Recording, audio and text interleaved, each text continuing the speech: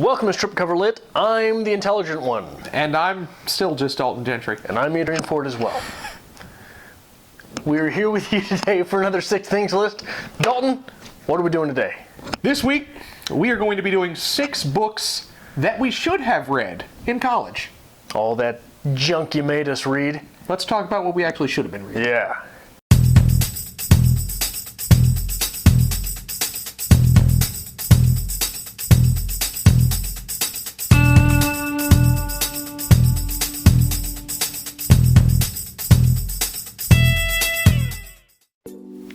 Letters to a Young Contrarian by Christopher Hitchens.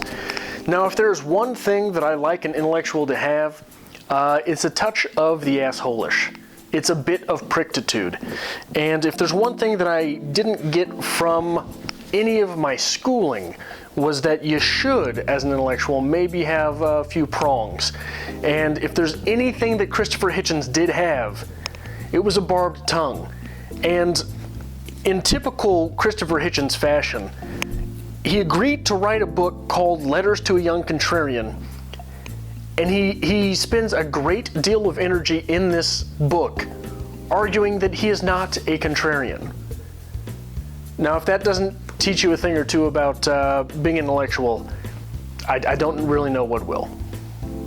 My first choice in books that we should have read in college, but we didn't read, despite what Adrian will tell you, is Paradise Lost. Now that's the big one. That's the one that everyone should have read at some point in their academic career. I mean, this changed the face of literature. However, if memory serves me, we were assigned a small snippet of Paradise Lost and it was never mentioned again. Now, when I started looking at master's programs, and I need to take the GRE for a master's program, I looked at some example questions, and there's just chapters of Paradise Lost, and what I thought about Paradise Lost, and how Paradise Lost changed everything, and I had never read Paradise Lost. So I think that would have been great, instead of just the general whatever we're talking about this week in the literary world education that we got. I'm just a little jaded, I guess, that I never got the chance to read it. The Stranger by Albert Camus. Now, full disclosure, I still have not read The Stranger, and I don't even own The Stranger, so thank you, Soila, for letting me borrow this. But basically, if you have spent any time watching this channel, you know that I am a derelict towards nihilism. And anytime you talk about nihilism, or read about nihilism, or search nihilism on the internet, Albert Camus will come up. And normally it is The Stranger that is framed in that context. So for me, shortly, I will be reading The Stranger like I should have years ago. The Things They Carried by Tim O'Brien. Now, this piece was introduced to me at a college level. We read a short snippet of it, and it was really the first piece that I went out and actively sought to find. I really wanted to read this in its entirety. Now, if you're not familiar with it, the story follows the Vietnam War. It's Tim O'Brien's account of things, and the lovely cross between the things they carried. It talks about the things that they humped, the things that go on their back. They called it humping. And it meshes with the interior, what they carried when they left, what they took with them. It wasn't the packs, it wasn't the weaponry, it's what they emotionally had to feel the weight of. Beautiful concept.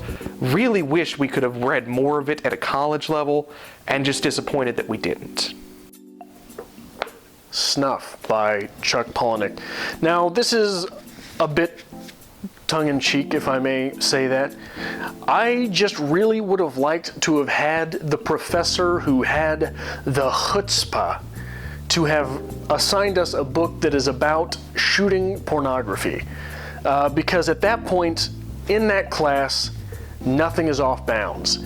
And if Dalton can tell you anything about our history in college together, as soon as I stepped in the classroom, pretty much nothing was out of bounds anyway, and I usually faced repercussions for that.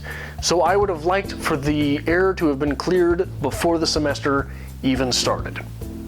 because this week is Kurt Vonnegut week, the voice of Vonnegut, my final choice is Slaughterhouse-Five, because if you haven't read Slaughterhouse-Five, you need to turn off the channel right now, go out and buy it, and get it read. Quick read, easy read, wonderful read.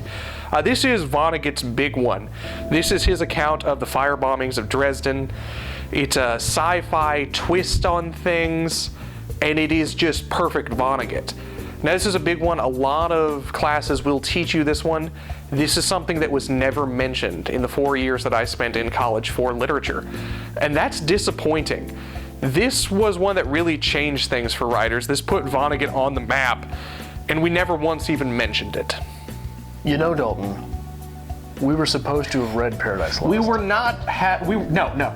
We were supposed to read a small snippet of Paradise Lost. There is no small snippet of Paradise Lost. Because I am a hoarder at heart, I have the syllabus somewhere at home. You find it. I will find it and prove to you that they said, read this page from Paradise Lost. It is not a page. Read Paradise Lost. It was much of Paradise Lost. No. You didn't read anything in college. I didn't read anything in college, but Paradise Lost wasn't there. What is this? Is this 3 books Adrian was reading this morning and just decided to put in the channel? Okay, so maybe these aren't collectively things that would have ever been prescribed in college. Camus could have been prescribed in college, but the other two, hey, don't pick on me. I did my readings in college. I attempted to consider doing it.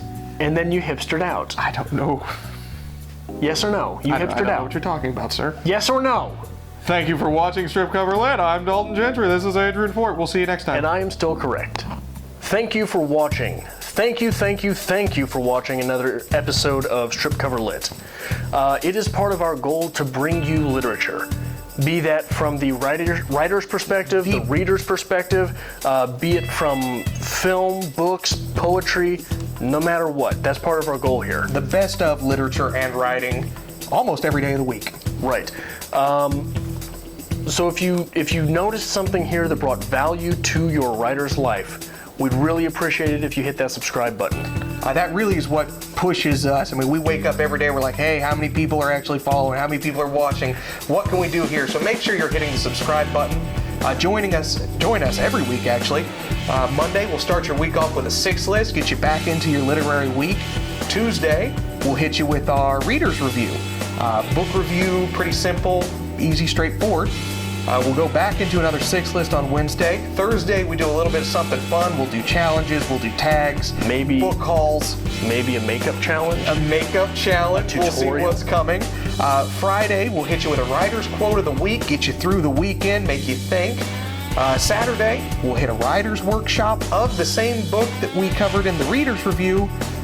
And Sunday, we'll try to get our normal lives back in order to come right back on Monday. So make sure not only that you hit the subscribe button, but that you follow us on Twitter at StripCoverLit, at StripCover. At StripCover on Twitter, because on Facebook, we're at StripCoverLit. And on Instagram, we are... On Instagram, we are StripCoverLit. I don't have the internet. I know you don't. Make sure you hit that subscribe button, guys, and we'll see you next time.